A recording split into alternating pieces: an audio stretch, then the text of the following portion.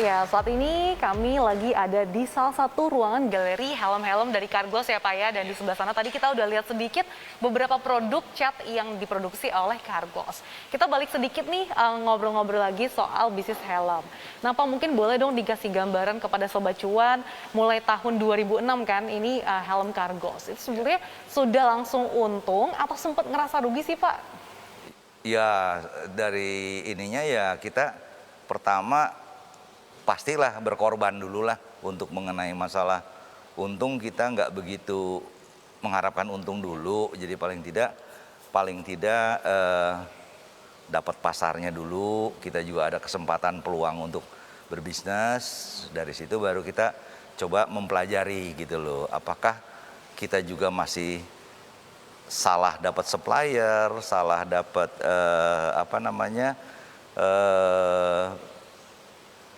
ya supplier lah mayoritas gitu kan. Suppliernya dari situ kita coba pelajari selama 3 bulan, kita rugi. Nah yang mulai ada kelihatan mulai meningkat itunya kerugiannya udah makin mengecil.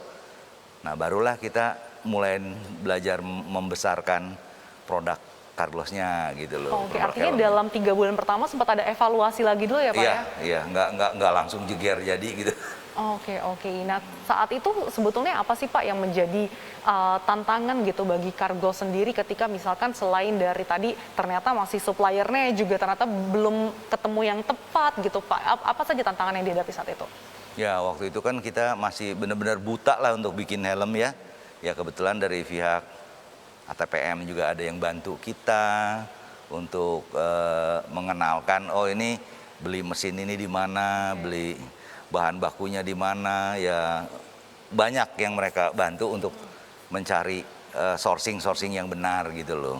Oke, saat itu selain dari karena melihat peluang pasar yang ada di Indonesia, kabarnya Pak Hari ini juga ada latar belakang atau pengalaman buruk ya soal keamanan dari motornya. Boleh dong Pak diceritakan Pak seperti apa?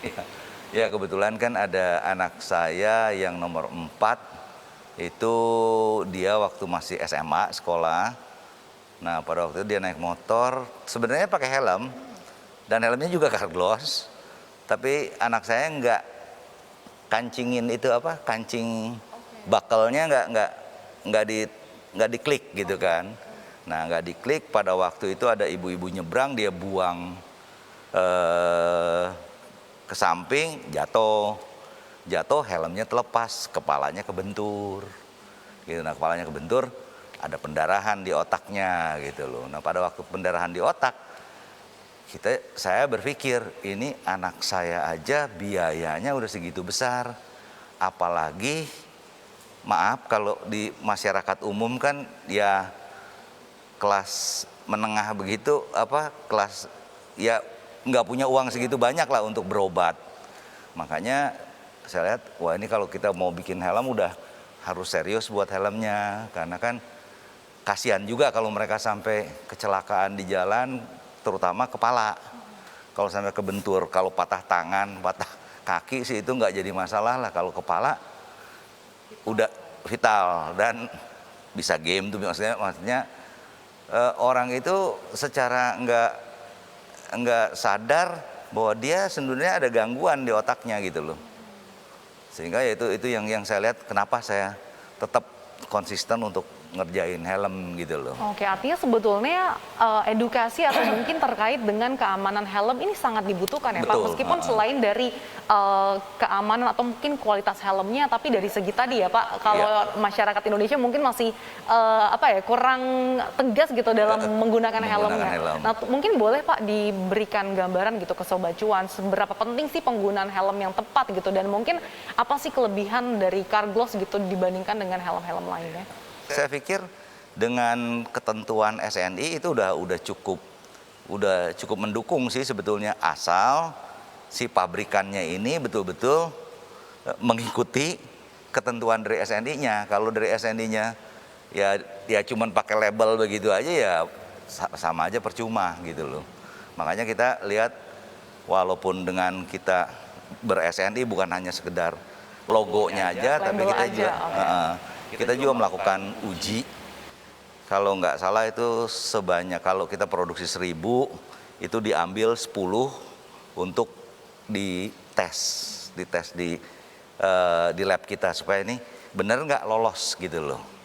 Makanya banyak tes-tes yang kita lakukan karena ini ya mengingat itu. Memang sih harga helm praktis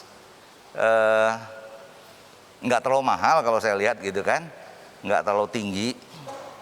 Tapi di sini kadang-kadang orang lihatnya, aduh mahal amat sih beli helm gitu. Ya kan, jadi nyari, anggaplah saya jual yang paling murah itu 200.000, tapi ada yang pengen 100, ya kan, apalagi sampai 60.000, ya nggak bakalan bisa dapat kualitas yang bagus kan, padahal kepalanya kan lebih mahal daripada tuh helm gitu loh. Jadi makanya nih yang kurang pemahaman ininya agak kurang gitu loh. Ya berarti cuman ya anggaplah misalnya nambah 100.000, ya istilahnya nabung uang rokok lah ya, kalau dia ngerokok ya paling berapa bungkus bedanya gitu kan, tapi kepala dia aman gitu. Oke, nah Pak, kan sebenarnya di pasaran banyak sekali ya helm-helm KW gitu. Nah sebetulnya ini apakah berdampak kepada bisnis Cargos sendiri, dan sebetulnya apa sih mungkin yang bisa disampaikan begitu ke Sobat Cuan gitu terkait dengan helm-helm KW begitu Pak? Ya yang saya lihat sih kalau dari yang helm-helm KW ini pasti kita kena dampaknya, tapi nggak terlalu parah kalau saya lihat gitu kan.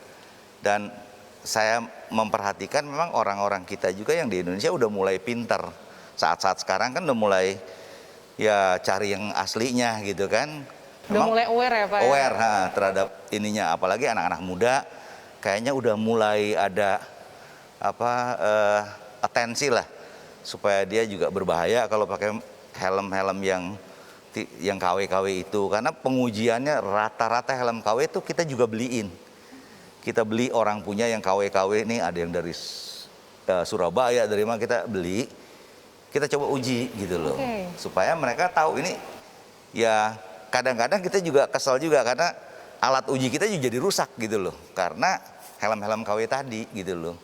Kan impactnya tadi kan mungkin kerasnya keras banget ya. Nah itu getarannya ngerusak mesin-mesin kita gitu. Oke, kalau dilihat dari situasi market yang ada di Indonesia saat ini, gimana sih Pak Anda melihat persaingan bisnis helm antar produk-produk lokal maupun produk-produk impor? Kalau di lokal sih sebenarnya peluangnya masih ada untuk berbisnis helm, masih cukup, potensinya masih ada lah kalau saya lihat gitu.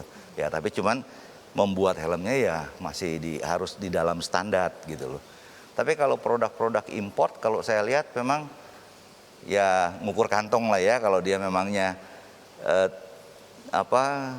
kemampuannya hanya di situ ya jangan dipaksakan beli helm, karena kalau udah helm-helm import tuh udah 3 juta ke atas, 3, 5, 9, ya itu sih buat sultan-sultan lah gitu kan. Kalau sebenarnya kualitas dalam negeri juga tidak kalah Pak. Nggak kalah, karena yang namanya SNI ini spek yang ditentukan oleh SNI itu nggak jauh dari JIS, dari Eropa, ECE dan sebagainya, itu nggak jauh gitu loh. Kita lolos SNI aja udah cukup. Oke, Pak, dalam beberapa tahun terakhir kan kita lihat digitalisasi semakin meningkat. Nah, kalau dari Cargos sendiri seperti apa sih shiftingnya dari offline ke online? Ya kebetulan ini ya Yandi, anak saya yang paling besar, dia kan di IT, dia yang mulai menggerakkan online gitu. Tadinya saya pikir lah online, sebelum online jadi booming ya, pertama dia bilang ada ini kayaknya ribet kerjanya gitu kan. Tapi lambat laun setelah saya lihat peningkatannya cukup bagus, dan kebetulan juga di Grab sama Yandinya hampir semua marketplace-nya di Grab gitu loh. Jadi akhirnya cukup lumayan penjualan di online-nya gitu loh. Berapa persen Pak dari total pendapatan? Dari total gambarannya? Mungkin 30 kali ya, 30%-an ya. Oke, artinya perlu ada adaptasi juga ya sebetulnya ya Pak. Kalau mungkin dari dulu jualannya selalu kebanyakan offline, tapi kemudian seiring perkembangan zaman ternyata harus ada adaptasi nih ke online. Nah mungkin Pak boleh dong kasih tips ke Sobat Cuan, prinsip-prinsip apa saja sih yang perlu dipegang teguh oleh seorang pebisnis? Pembisnis? Ya. Ya kalau saya lihat kepercayaan orang lah ya, kita jangan sampai apa yang kita udah janji sama orang, ya udah kita harus penuhi gitu janji itu. Jadi jangan sampai customer kita juga kecewa gitu. Jadi kita ya udah, kalau memangnya udah rugi ya rugi, habis mau bilang apa gitu kan.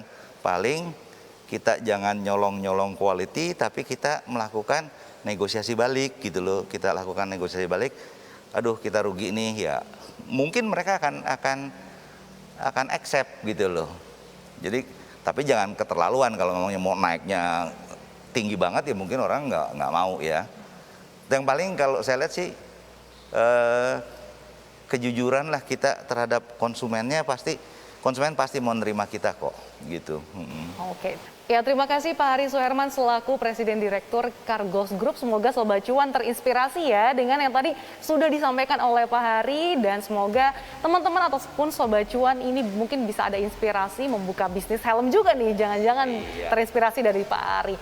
Terima kasih, sehat selalu Pak Hari, dan jangan lupa untuk saksikan terus Investam on Location setiap hari Jumat hanya di CNBC Indonesia.